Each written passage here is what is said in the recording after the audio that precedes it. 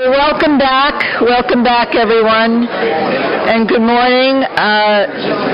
My name is Barbara Lucas. I'm the Vice Regent for Maryland of Mount Vernon Ladies Association, and I'm here to introduce our next speaker. But before I do that, I just have to, on a personal note, say that I am so enjoying this conference, and obviously you are too.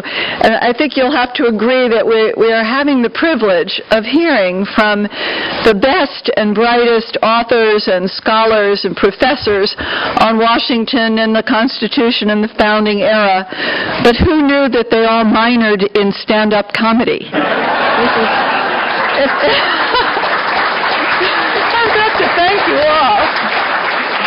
If anyone knew that this could be so much fun, there'd be more historians coming up through the ranks. And I'm thinking that, on behalf of Mount Vernon and the Ladies Association, that through our library, the library platform for education and the teachers' institutes and the materials that we're preparing for students, if we can infuse the content with the kind of liveliness and human interest aspect and the ability of our speakers to make this come alive in our own terms, then we've got a real opportunity in the field of education, which, along with preservation, are our two important missions. So I think we can move the needle here.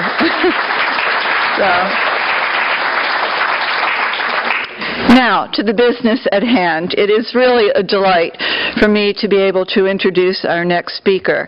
For one thing, she and the young man in the audience who asked such excellent questions yesterday have lowered our average age by a few years in this room. But she is a 14-year-old Juliette Turner, is a proud American.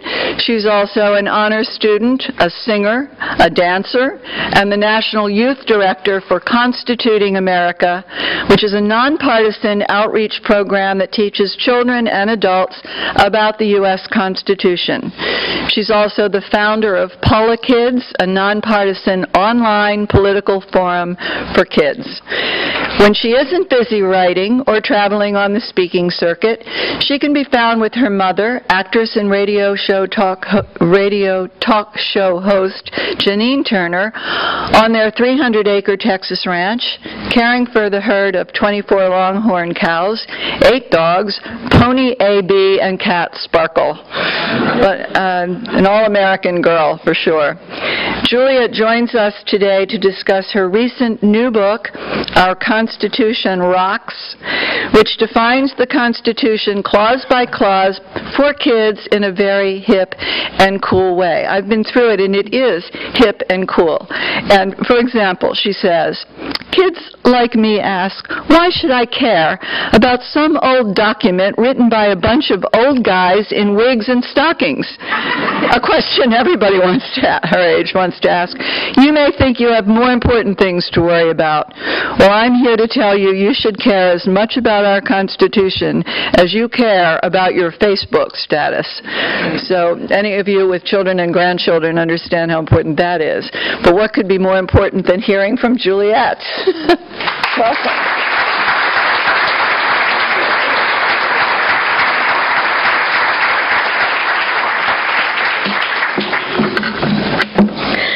Thank you, Mrs. Lucas, for that wonderful introduction.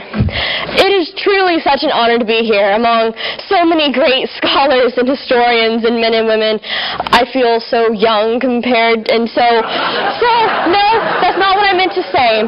Young is in the not as knowledgeable compared to everyone else in this room.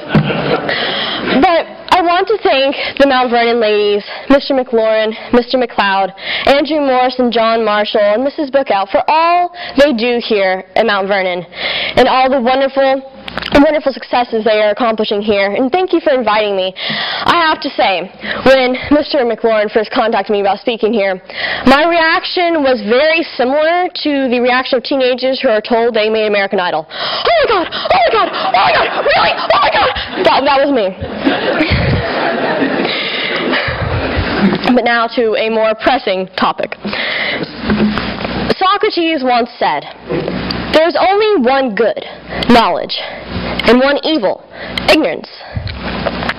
Oh, how have ever words from 2,500 years ago been so relevant to today? Socrates is right, you know. Today, ignorance is the biggest threat to America and the biggest danger toward our freedoms. And this threat, sadly, originates inside my generation. The ignorance of what makes America not only great but good, of our brilliance of our founding fathers and of the Constitution, could surely be the downfall of America. And you're thinking, well, if ignorance is the downfall of America, then America's downfalling right now. But this can be seen in all those depressing statistics that you hear on the news or on the web, like less than 20% of college graduates can identify James Madison as the father of the Constitution. Or little more than half of college graduates understand the Constitution establishes the separation of powers. Benjamin Franklin said it perfectly when he said, quote, "The only thing more expensive than education is ignorance," end quote. We cannot afford to have a whole generation who lacks the knowledge of the importance of our Constitution. If we do, then how do we expect our nation's founding document to be upheld and preserved? If the people do not know the Constitution, then they won't know when it's being taken away. But not only that, they won't be able to hold our government accountable. In my book, a generation of young adults who lack the knowledge and the sense of patriotism and the love of country that has fueled our country for so many years is almost, if not more so, detrimental than a $16 trillion debt. John F. Kennedy agreed. He once said, "The ignorance of one voter in a democracy impairs the security of all," end quote. We, the kids of my generation, are the future voters of America. Voting is one of the sacred rights of the Constitution. And our responsibility as voters in America is to vote for someone who will protect and preserve the Constitution of the United States. However, we cannot do this if we don't know the Constitution itself. Samuel Adams said, quote, "Let each citizen remember, at the moment he's offering his vote, that he's not making a present or a compliment to please an individual, or at least he ought not so to do, but he is executing one of the most solemn trusts in human society for which he is accountable to God and his country." So why is it that my generation is completing their education with inadequate knowledge about the Constitution? Maybe it is because, according to the statistics from the National Assessment of Education Progress, that more than 33% of 2010 and 2011 high school graduates received their diplomas despite never having studied the U.S. Constitution. 33%. Today, constraints placed on America's teachers are causing civics to be shoved out of the classrooms, American history and the Constitution to be placed on the back burners, and more young adults are graduating from high school and college without any knowledge of our founding principles. It has now fallen into the hands of the parents, and the grandparents, and the aunts, and the uncles, and the community volunteers to teach children about the brilliant foresight of our founding fathers and the wonder of our Republican form of government. It is always said that children learn from their parents' example. This is true in regard to the Constitution as well. My mother, 3 years ago, during my spring break, we were outside sitting on our hammock on our ranch surrounded by our longhorns, who are named Revolution and Liberty. And she looked over at me and said, "You know what? We're going to read the Constitution together." Now, I had never read the Constitution in school, and I had never learned about it before, so this was a first for me. I remember at the time, my friends were texting me saying, "Dude, I just rode this awesome ride at Six Flags." And I replied saying, "Dude, I just read the Constitution." Shortly thereafter, my mother read the 85 Federalist Papers, and some of which I read to her while we drove to ballet. I would read them out loud, and she said, "Oh, I like that, that's so brilliant." The next year, my mother founded Constituting America, and I became the National Youth Director. I wrote 90 essays on the Constitution with fun facts for kids, which is now my book, Our Constitution Rocks, which is published by HarperCollins Zondervan. So you never know what kind of an impact you will make if you just read the Constitution to a kid around you. But Cicero once said, "They condemn what they do not understand," end quote. If the kids of my generation grow up without ever having a conversation with their parents or their teachers or with each other about the Constitution or our founding documents, Of course, they will fall for it when someone tells them the Constitution is irrelevant and antiquated and not relevant to their generation. They have no knowledge to even second-guess a statement like this, more or less combat it. This is why it is important for kids to learn about our founding principles in an unbiased way, so that they can form their own opinions, not just reflect someone else's. My mother once said about the Constitution, "Love it, hate it, just know it."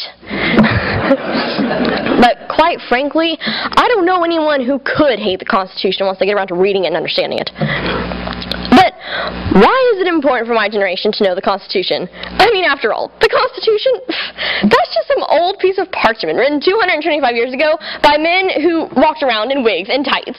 I mean, come on, the Constitution was so last century. Well, I think at this point we should look at the words of George Washington. After all, he not only led our army during the Revolutionary War, he not only became the first president of the United States, he was also the president of the Constitutional Convention. For groupies like me, that's a really big deal. We have George Washington's brilliant foresight and determination that helped shape America into the marvel it is today. In short, it isn't a bad idea to listen to the words of George Washington. I think he once mentioned that the Constitution was a guide which he will never abandon. If George Washington thought that the Constitution was of such paramount importance, shouldn't we consider it to be just as important today? But why did George Washington think that this document was so incredibly vital to preserving American liberties and freedoms? Maybe it was the checks and balances of Articles 1, 2, and 3. Maybe it was the enumerated powers of our three branches of government. Maybe it was the restrictions placed upon our government so that they could not reach too far into the lives of the American people. Maybe it was because George Washington understood that the Constitution was a perpetual hallmark of liberty.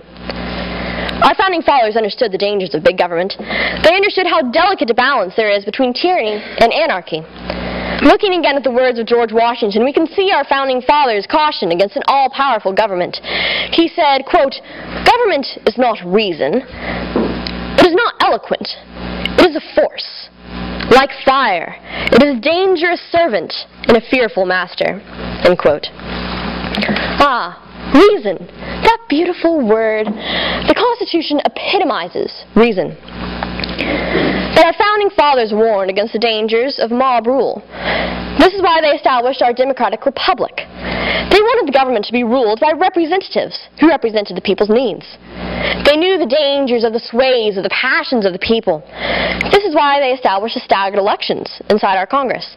The House is to represent the people and their passions, that's elected most frequently, every 2 years. And the Senate was originally supposed to represent the states and serve as a balance between the passions of the people and the needs of the states.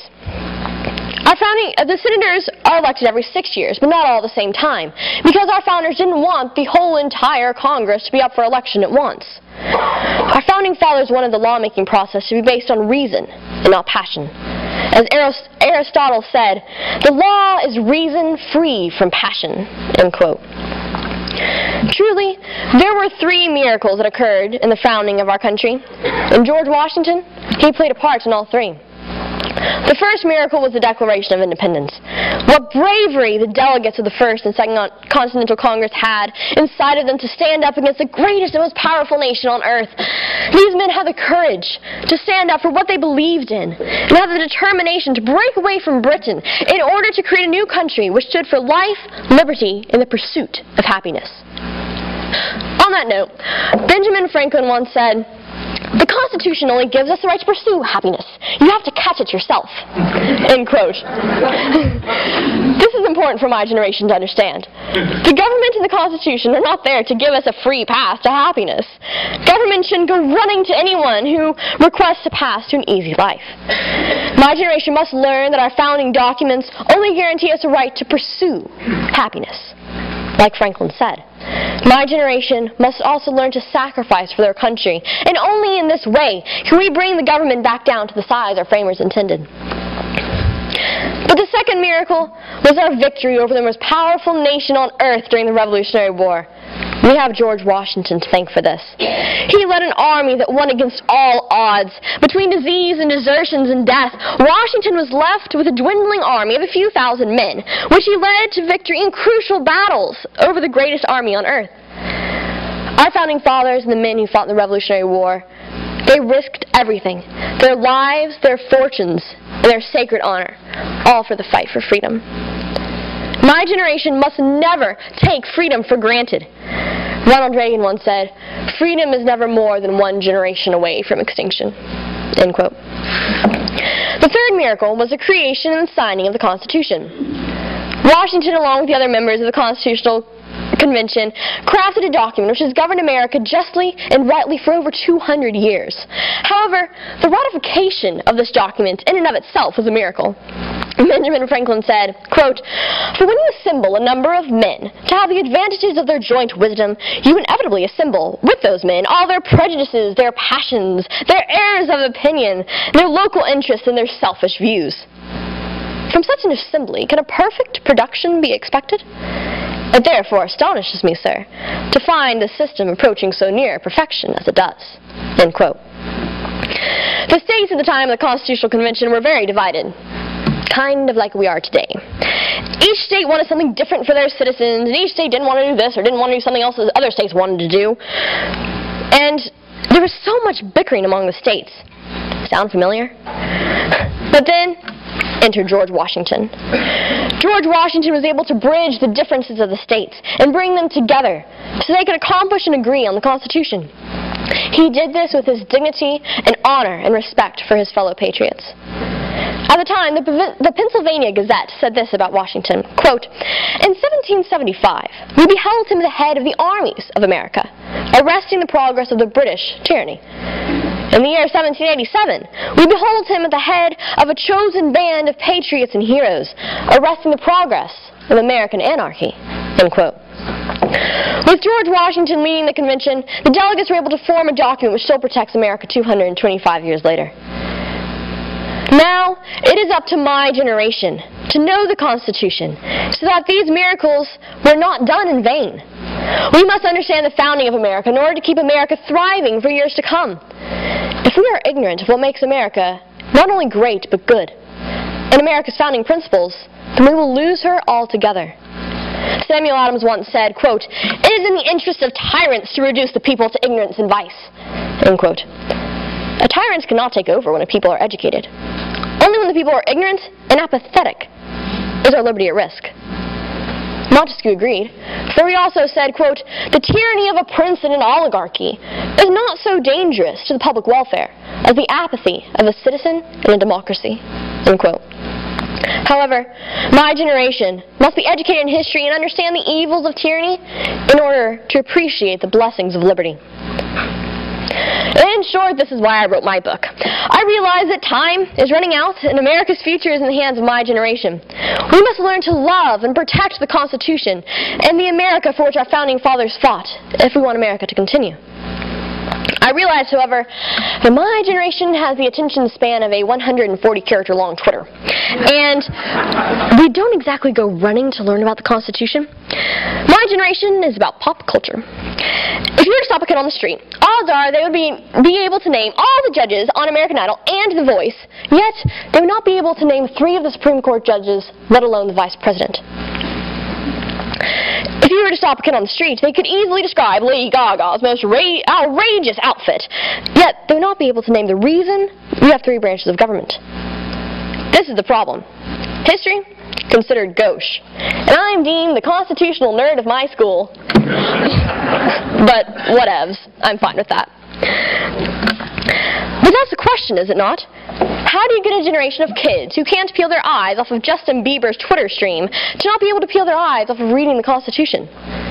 How do you get a generation of kids who trample over one another to get prime tickets to a Scotty McCreery or Taylor Swift concert, and yes, I was one of those girls, to trample over one another to get to the voting booth?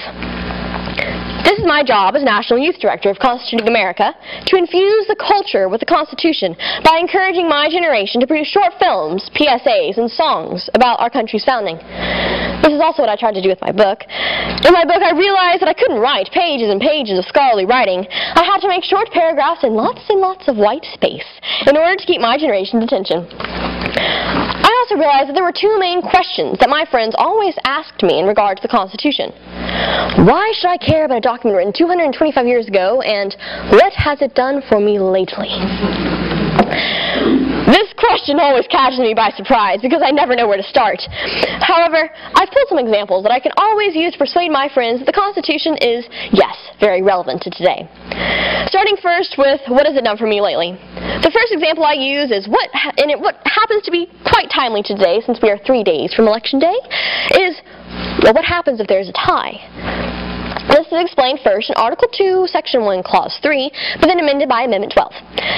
I tell my friends in simple language that if the candidates tie in the number of electoral votes, or if one candidate doesn't receive the majority of the 207 electoral votes, then the election goes to the hands of the House, who will choose the next President of the United States by a 2/3 majority. I then explained to my friends how this backup system helps keep our election system uncorrupted and secure.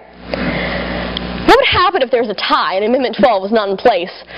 Goodness, we could have a civil war on our hands. All I have to say is thank heaven above for the Constitution. The second example I use is the impeachment process. I first explained to my friends that the impeachment process lies in the hands of our legislative branch and is mentioned in Article 1, Section 2, Clause 5, and Article 1, Section 3, Clause 6 through 7. But my friends ask, what's so special about the impeachment process? Well, I answer, in Britain, the king had absolute power and ruled for his lifetime. No one could ever challenge the king's right to power, and if the king were to abuse his power, there was never a way for the people to hold him accountable. Yet, because of the impeachment process in America, we can hold the president responsible for his actions. Alexander Hamilton said this about the impeachment process, quote, "The President of the United States would be liable to be impeached, tried, and upon conviction of high crimes, treason, bribery, removed from office, and would afterwards be liable to prosecution and punishment by ordinary course of law. The person of the King of Great Britain is sacred and inviolable. There is no constitutional tribunal to which he is amenable, no punishment to which he can be subjected, without involving the crisis of a national revolution." End quote. The third example I use is the system of approving a treaty. Treaties are discussed in Article 2, Section 2, Clause 2. For example, Mr. President, Bush or Obama, take your pick, goes to, say, Russia, and makes a treaty with Russia. Mr. President comes back brandishing his treaty with Russia. Without Article 2, Section 2, Clause 2, this treaty would immediately become law. But what if this treaty established a drastic reduction in American arms and leaves us defenseless? However, our founding fathers did include Article 2, Section 2, Clause 2 into the Constitution, so there is a check upon our President. The Senate must first approve the treaty. Because of this aspect of the Constitution, our President cannot go into foreign countries and conspire against America. This keeps America and our freedom secure. Yet, somehow, my friends still aren't convinced. I understand how it affects us today, they say, but why should I care? I just don't see how it affects my life. In short, they ask me, why should I care about the Constitution? I first talk about our election process. People will try to say, oh, your vote really isn't important. But yes, it is. Your vote is your voice in the government. This is why we are a republic. We rule through our representatives. Yet, if you don't vote, you really can't complain if the person representing you isn't representing your voice and your needs. Someone else could be in office if you had voted. Every vote counts. Your vote counts, I tell my friends. That is why our founding fathers left us with a Republican form of government. They wanted all of our voices to be represented by people we elect into office. But this all starts with voting. I then talk about Article 4, Section 4. My friends' eyes begin to glaze over. I quickly explain that this section of the Constitution guarantees us a Republican form of government state and nationwide. No, not nationwide as in the cute insurance company commercial. Nationwide as in our national government can never become an oligarchy or a monarchy as long as the Constitution is around. Thirdly, I mentioned habeas corpus. Habeas corpus is mentioned in Article 1, Section 9, Clause 2. And it protects us from being held in jail without ever being notified of our crimes. I tell my friends that without Article 1, Section 9, Clause 2, we could be walking down the street, suddenly captured by a policeman, thrown into jail, and left there for the rest of our lives.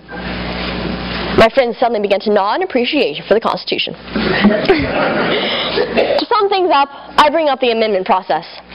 The amendment process in my book is the aspect of the Constitution which represents our founding fathers' foresight the most. With the amendment process, we have a say in our governing document. Our founding fathers knew that the Constitution was an imperfect document and would have to be changed over time. So they left us with two ways to amend the Constitution: through a constitutional convention or through Congress, who passes an amendment by a 2/3 majority. But either way, the states have to choose to ratify or scrap the amendment by a 3/4 majority of the state legislatures. The amendment process has helped keep our Constitution relevant for over 225 years.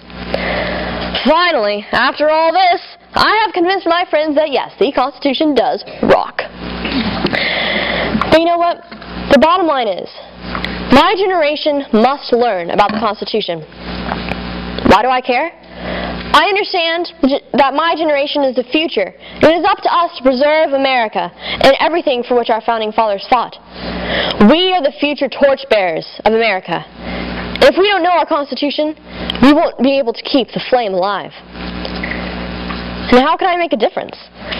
What I am trying to do is to make a difference among my generation by talking to them about the Constitution, a kid to a kid. However, we all have to work together in this quest, and I hope you will join me. You can take all of this wonderful knowledge you are assimilating at this great symposium and spread it to kids you know. Your knowledge is a flame of inspiration that you can spread to my generation like lighting one candle at a time. We must combat ignorance. The Constitution is slowly fading, but it must burn brightly in order to lead future generations. And it is up to us to reignite the flame. I will end with a warning from George Washington. Quote, "Ignorance and design are difficult to combat. Out of these proceed illiberal sentiments, improper jealousies, and a train of evils which oftentimes, in republican governments, must be sorely felt before they can be renewed." End quote. Thank you.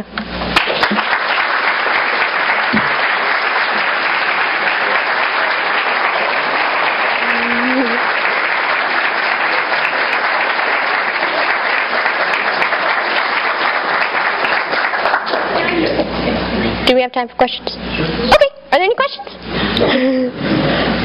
Right there. Can you go into a little more detail about some of the things you're doing to bring the Constitution into public awareness? You touched on it a little bit. Absolutely. Time for the cool little screen thing to come down here. Okay. Well, what we do is we have the We the People 917 contest for kids ages pre-K to college and law school even. And what we do is each category for lower school, it's best poem or best drawing. For middle school, it is best essay or best song. For high school, it's best short film, best PSA, best song, best essay about the Constitution. Woo! And then college, it is best speech, best short film, best PSA, and best song.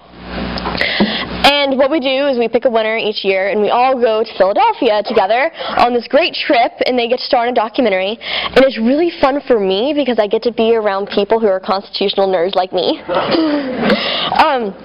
But if we could quickly play the one... There we go. Do I push play, or do you push play? This is the PSA winner from our first year. They were from New York, and this is a 60-second PSA that they created.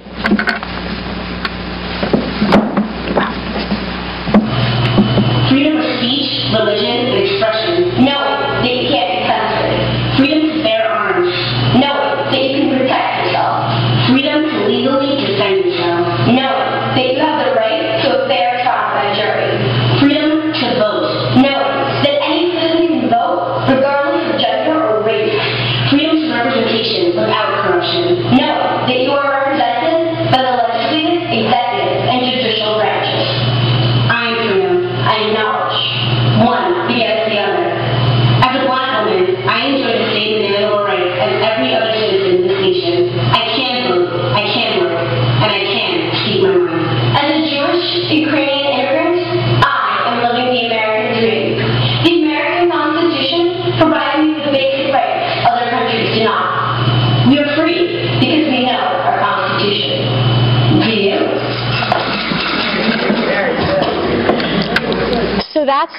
one example.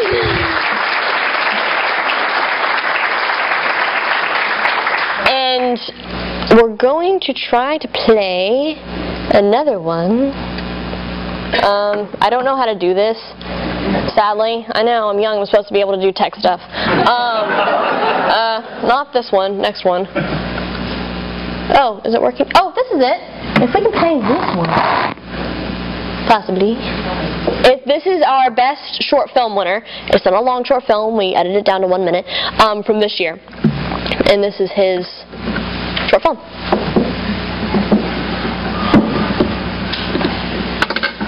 We're the wrong one. Oh, back one slide, there we go. Hey everybody! Since the 4th of July is coming up, I wanted to get a little festive. So, don't you just love the American flag? Don't you just wish you could wear it around you and show it off to the rest of the world? Speaking of the American flag and the 4th of July, on a related note, I've got some comments from you guys out there watching about patriotism, Constitution, our government, and so on. One question from username AnyMaryCan stood out to me. With all the talk in the media about the Constitution, I was wondering, is the U.S. Constitution still relevant today? Is the U.S. Constitution still relevant today? Great question, AnyMaryCan.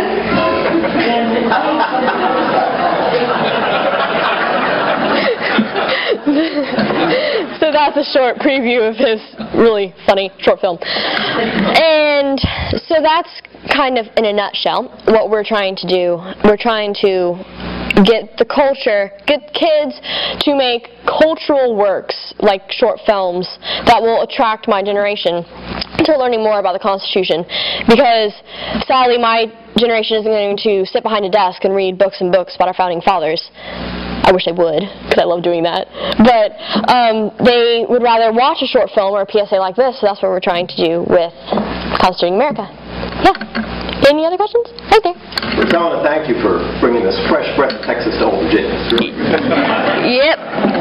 Now that you've written this book to teach young kids about the Constitution, when are you going to write a book to teach the guys in Congress about it? So true. That really is the sad reality of today. A lot of people that we elect into Congress don't know about the Constitution. And that's what's so sad, because that's why they're there. They take an oath of office to protect the Constitution of the United States. And the oath of office in and of itself is a very interesting statement, because they don't swear to preserve and protect the people or preserve and protect America itself. They swear to protect the Constitution, because our founding fathers knew that the Constitution, if our elected representatives protected the Constitution would in turn protect the people. And it is what we need to do today, is to elect people into Congress who really do value the Constitution. Do we have another time for a question? We do? One more? Right there. Well, thanks very much for coming. Your work is really important. Thank you. I was curious about the process of writing this book that you've gone through. Oh, yeah. You said that you got it done in less than a year, and yeah. So a real accomplishment. Thanks. Can you talk about your writing process and representation and publishing? Well, I read a selection of essays by authors who participated in a forum for Constituting America, and I read these essays and I said, well, I should write essays for kids, because I love these essays and they're great, yet a lot of people in my generation probably sadly wouldn't be able to understand a lot of the words that are in them. I learned a lot of cool vocabulary by reading them. It was really fun. But then, so I wrote 90 essays on the Constitution. I was homeschooled for 1 year because we took a road trip across America with the first We the People 917 contest, and it was really fun, but in short, I kind of arrived back home after school started, so I was homeschooled that year. But my history project was to write these essays on the Constitution, and I did, and they took about, I guess, a month and a half, well, 90 days, so 3 months to write, and that was really fun, and I posted them on my Constituting America blog, which I haven't been very active in lately. But anyway, I'm going to be active in that, so if you want to join me on the blog, that's fine. But then HarperCollins Zondervan came and said, hey, this is really cool. And I said, yes, and it's the 225th birthday of our Constitution this year. Did you know that? And they said, no. And so I kind of reworked the essays, and then we made them into a cool little book with the 6 headings that I have in my chapters. The bottom line, what has it done for me lately? Why should I care? How can it make a difference? Breaking it down, and what were they thinking? I break each clause down in those sections. And I tried to make a lot of illustrations for kids and lots of colors, because I love colors, and a lot of people like colors. So I tried to make it fun and hip and cool for my generation. And then it was published on September 4th, right in time for Constitution Day. So, yeah, that was the process. Thanks, guys!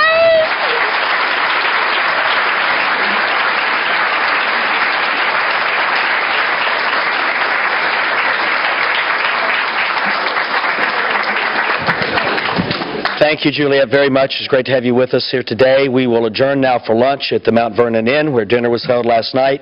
Open seating, authors among you, speakers among you, and we will reconvene here exactly at 1:15. Thank you.